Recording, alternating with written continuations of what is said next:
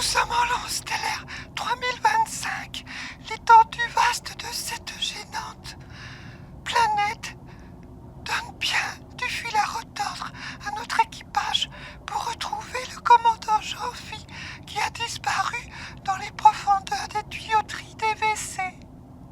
Voilà.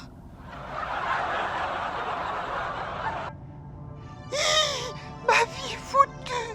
Je suis enceinte jusqu'au nez. Et en plus, mon Jean-Phi est mort. Comment je vais faire pour élever mon enfant? Ne vous inquiétez pas, Julienne. Nous sommes toujours tous là. On ne va pas vous abandonner. Vous êtes notre ami. Comme Jean-Phi était aussi notre ami. Nous aussi, nous avons de la peine de l'avoir perdu. Tu parles. Tout ça, c'est à cause de vous tous. Vous n'avez rien fait pour l'aider.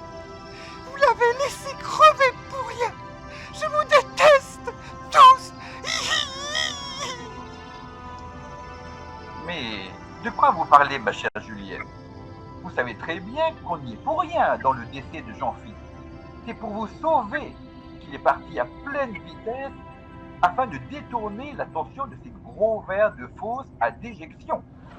Vous étiez subitement parti vous sacrifier pour tenter de récupérer votre singe saucisson. Ah oui, c'est vrai. Mon cher saucisson, que j'aime tant mettre entre mes cuisses. Il a de la chance, ce saucisson, hein, de rester entre tes cuisses. Oh. Mais où est-il passé, mon cher saucisson? T'inquiète pas, Julienne. Oh, saucisson a été téléporté et transféré en même temps que Florian, ainsi que Chris et toi, dans l'infirmerie, où ils sont d'ailleurs en observation et en soins. Car ils avaient vraiment avalé beaucoup trop de matière fécale et de gaz dans cette fosse géante. Oh, bon, qu'est-ce qu'on fait, Franck? Peut-on réussir à quitter cette maudite fosse et cette planète géante par la même occasion? Je n'en sais rien, mon cher Arien. Je me pose déjà la question depuis plus d'une heure et franchement, il faudrait un miracle pour réussir à se sortir de ce magma collant dans lequel notre vaisseau s'est embourbé. C'est à ce point, Franck. Alors, on est tous foutus dans cet immonde merdier. J'ai bien une idée de comment on pourrait se sortir de là, mais c'est vraiment trop risqué de tenter le coup. Oh, ouais, de toute façon, on est déjà dans la merde. N'importe quelle idée pour sortir de cette fosse géante ne peut pas être pire que ça. Eh ben si, justement, mon cher Arien, car si on essaye d'appliquer mon idée, on pourrait se retrouver, par exemple, et par inadvertance, carrément dans le noyau de cette incongrue et imposante planète. Ah bon?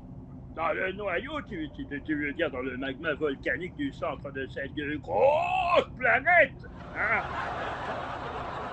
Et oui, mon cher Romu, car mon idée était de télétransporter notre vaisseau en vitesse lumière hors de cette fosse immonde. Mais il nous est impossible de savoir dans quelle direction nous devons nous télétransporter, freinés en plus par cette colle nauséabonde qui joue d'une pression constante sur tout le vaisseau. La pression pourrait même faire exploser le vaisseau et donc nous avec si on ne bouge pas de là.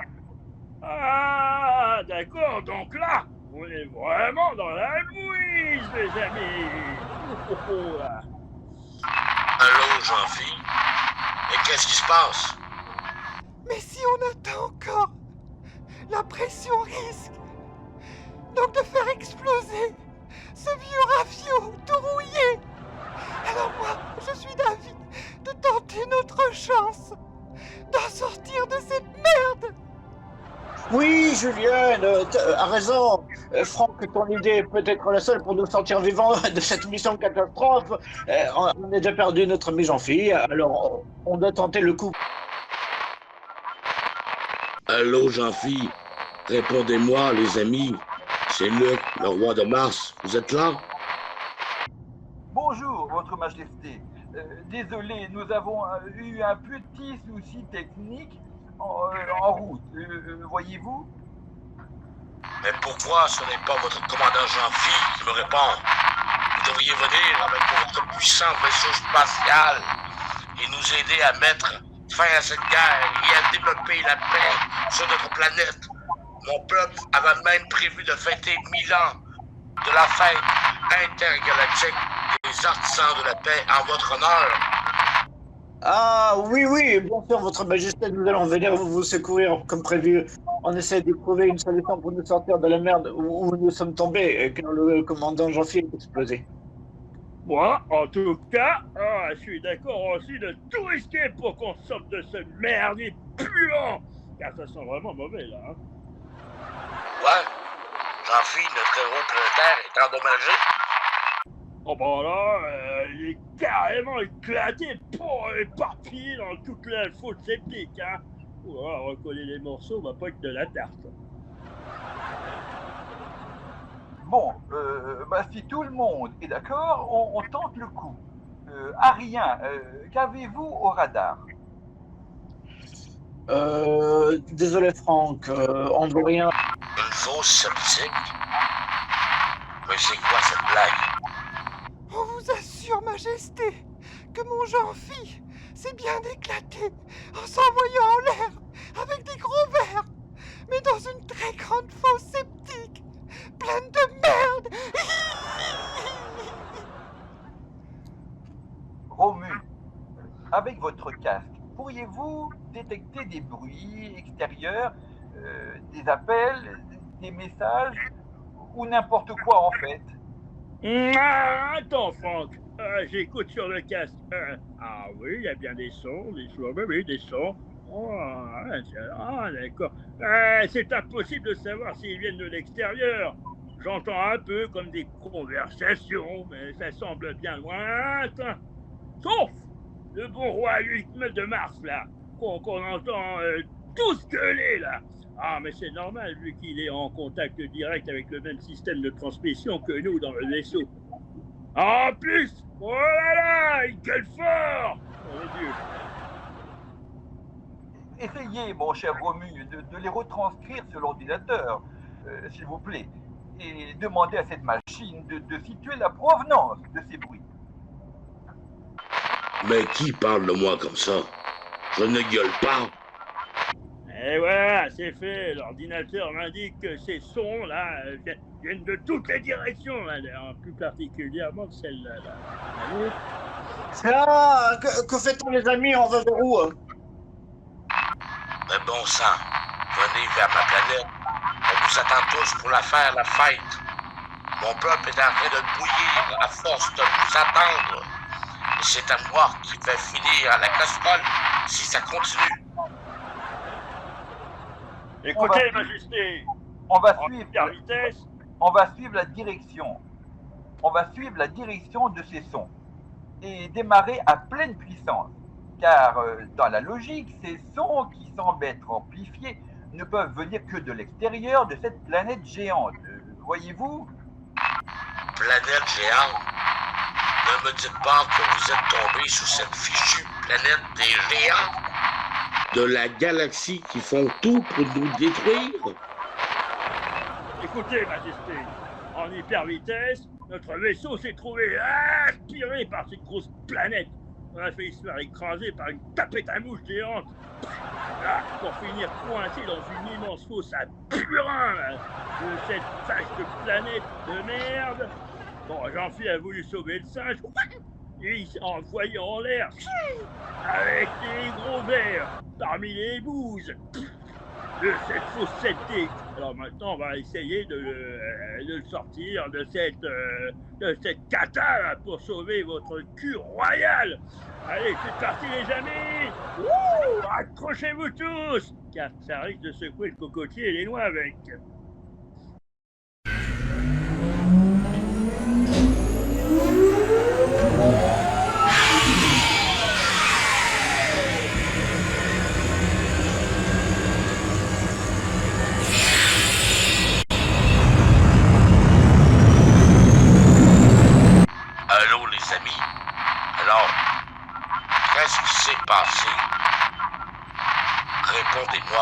s'il vous plaît. Les noix de coco sont tombées? Oh, mais nous sommes dans l'espace. Bravo les amis, vous avez tous réussi. Adieu mon Jean-Philippe. Nous t'abandonnons malgré nous sur cette maudite planète géante. Allons, ne pleure pas, Julienne. Ah, Jean-Phi connaissait les risques de chaque mission.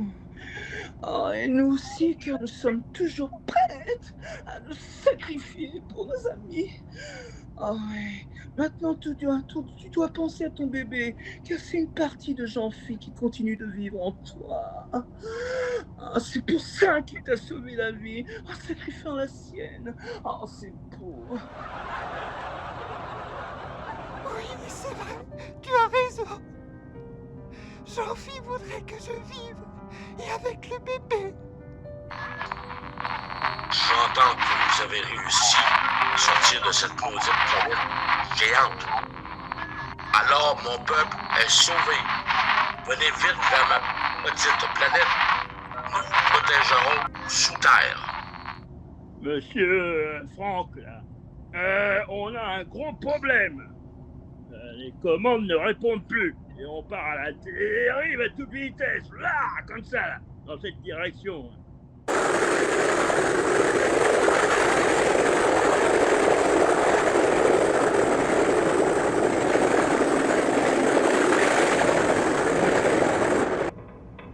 Oui, Romu, en effet, c'est ce que je craignais en nous téléportant à l'aveugle de tomber dans l'attraction de cette singularité temporelle. C'est un mini trou noir que j'avais déjà repéré en arrivant sur cette planète géante, mais qui semble d'ailleurs aussi en subir l'attraction malgré sa taille gigantesque. Oui, les amis, mais de mon côté, je détecte en plus sur mon radar de très très gros vaisseaux venant de la planète géante et qui avancent dans notre direction. Je pense qu'ils nous ont repérés. Vu que je détecte qu'ils ont aussi enclenché leur armement, que fait-on? Comment? Que fait-on? Mais barrez-vous vite de cet endroit maudit. Je les connais bien, ces géants.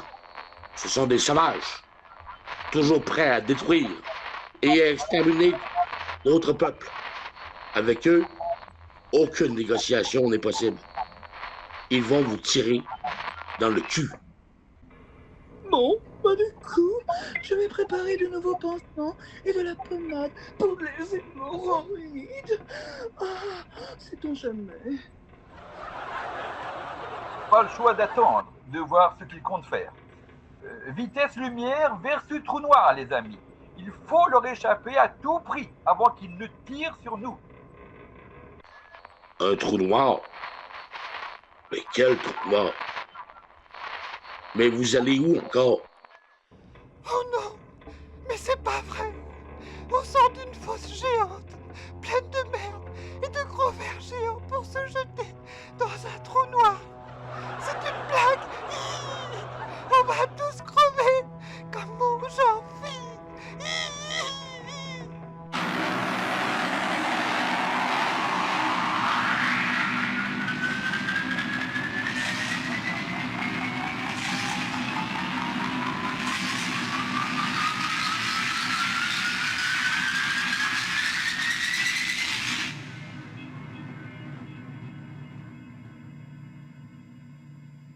Ah bon, bah nous voilà encore dans la mélasse.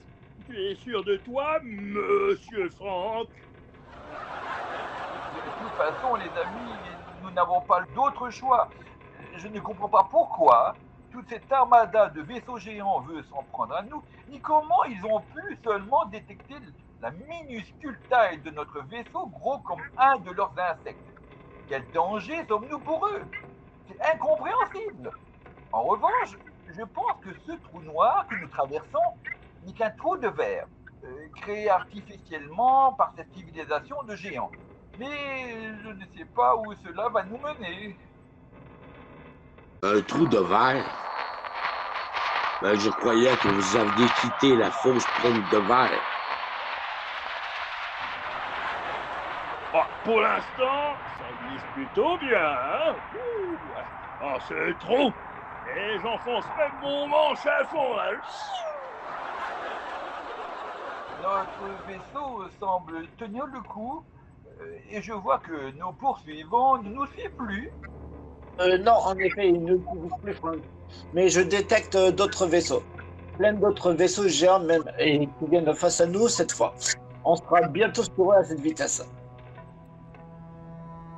Romu, réduction de la vitesse à fond. On doit effectuer un demi-tour à 180 degrés. Thermostasis. Thermostasis? Hein? Mais c'est impossible de réussir un demi-tour, monsieur, en looping dans ce trou de verre. Hein? Oui, je sais bien, Romu, mais je crois avoir compris la situation. Dès qu'on sera sorti de ce trou de verre, on va effectuer un demi-tour vers le trou de verre. Vu que ces nombreux autres vaisseaux géants vont foncer sur nous, donc vers le trou de verre, je crois qu'on va assister à une bataille de géants avec leurs vaisseaux, qui ne nous concerne pas, mais nous sommes pris en étau entre les deux camps. Oh, mon Dieu, Enki. Voilà maintenant qu'ils sont piégés, comme des rats, dans un micro-ondes. Ah voilà, cette fois on va tous crever, pulvérisés par les gros verres, par les gros canons de ce géant. Hihi. Eh ben, on va tous s'envoyer en l'air. Et en plus dans un trou. Hein? En fait, je compte sur l'attraction émise des deux côtés de ce trou de verre pour tenter de vite nous faufiler sur un côté, afin d'éviter les tirs des canons des vaisseaux de cette planète géante.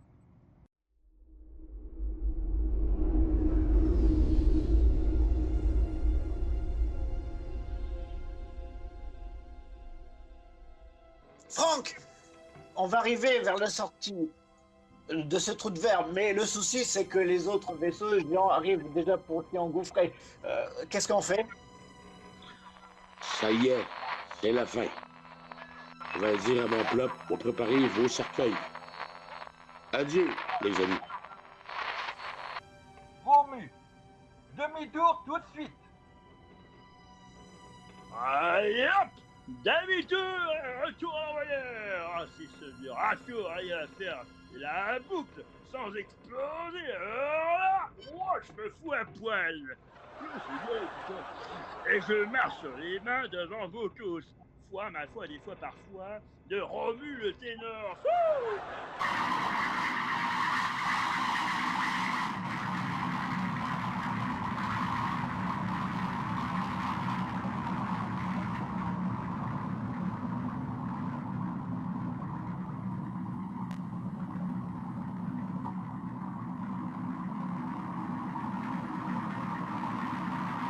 Mais arrêtez cette folie.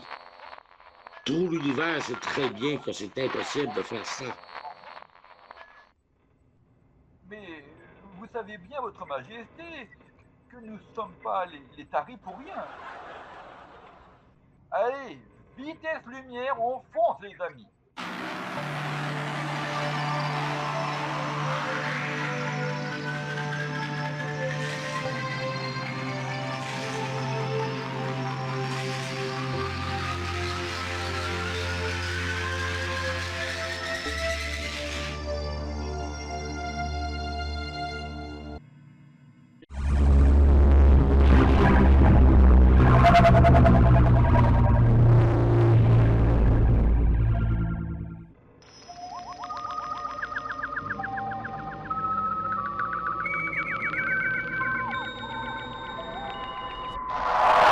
Les vaisseaux ont disparu dès qu'on a franchi l'entrée du trou de verre.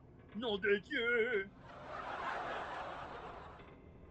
Oui, en effet, tu as raison, Romu. Je les avais pourtant tous sur mon radar et pouf, ils ont complètement disparu d'un seul coup. Tu comprends quelque chose, Franck?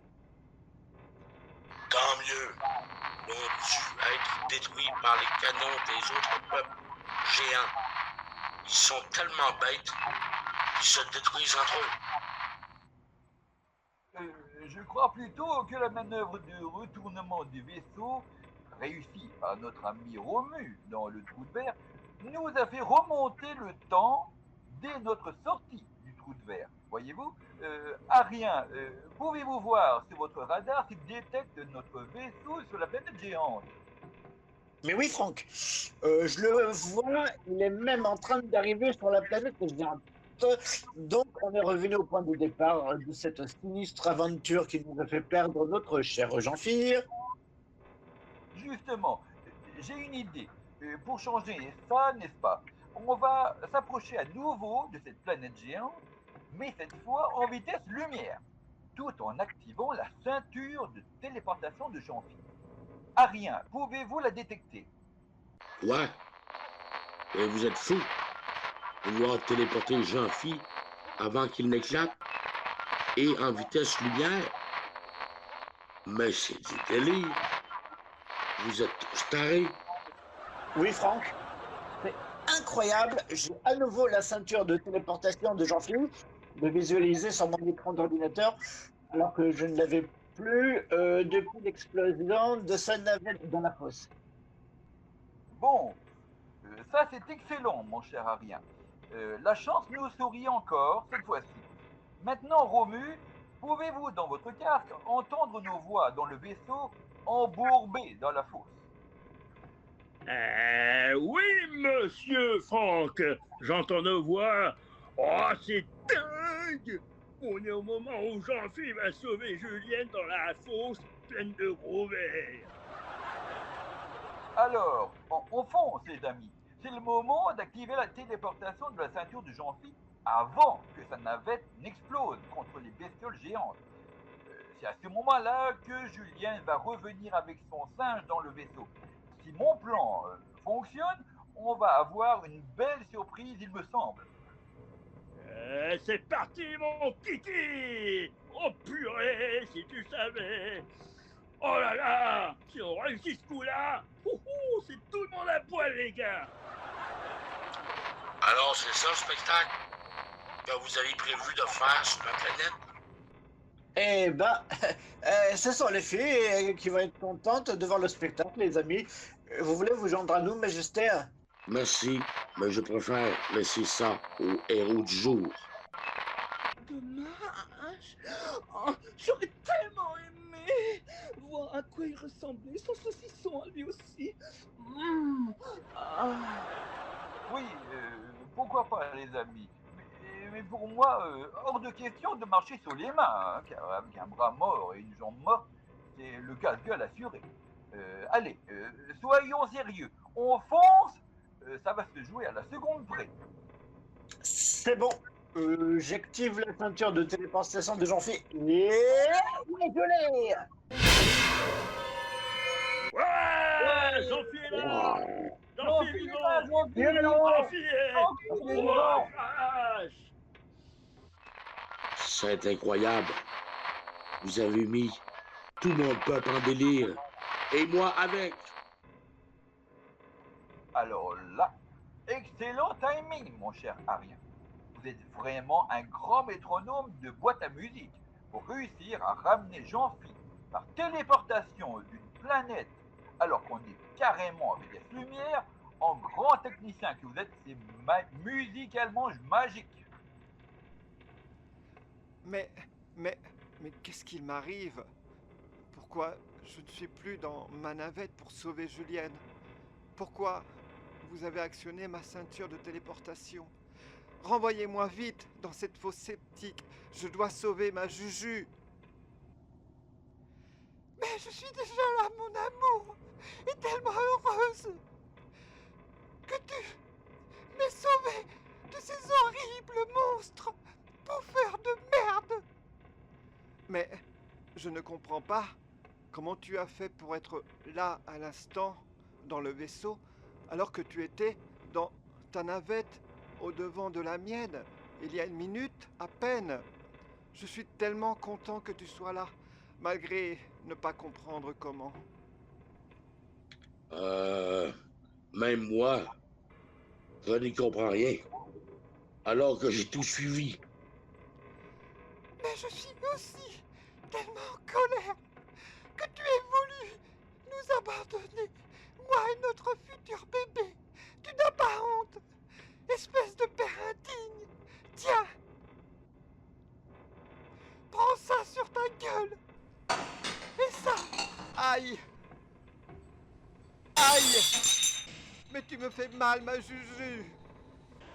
Et qu'est-ce qui se passe encore? C'est le moment des réjouissances, votre majesté. Ah bah là, il est quand même en train de déguster, hein, notre cher...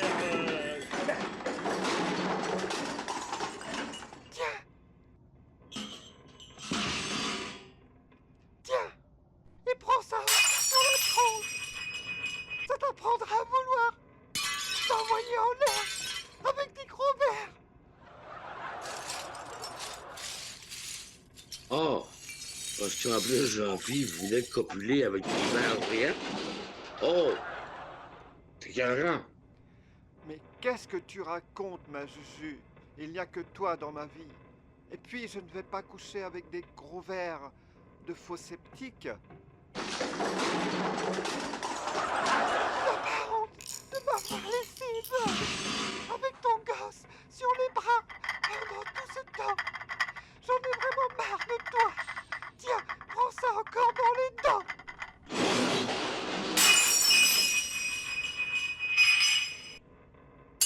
Alors là, il va falloir carrément un plombier pour refaire tout ce commandant, hein.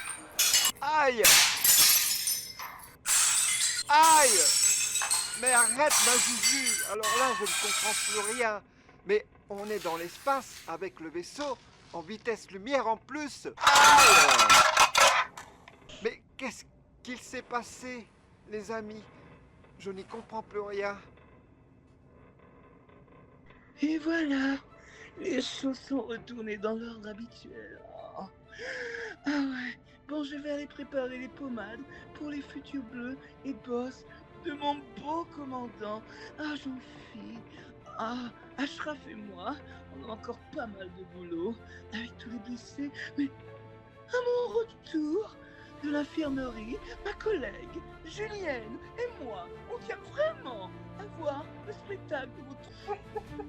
Alors là, bravo les amis, c'était du grand art. Retour à la maison. Ah non. Vous passez d'abord sur ma planète, les amis. Car on vous attend pour la réunion intergalactique des artisans de la paix.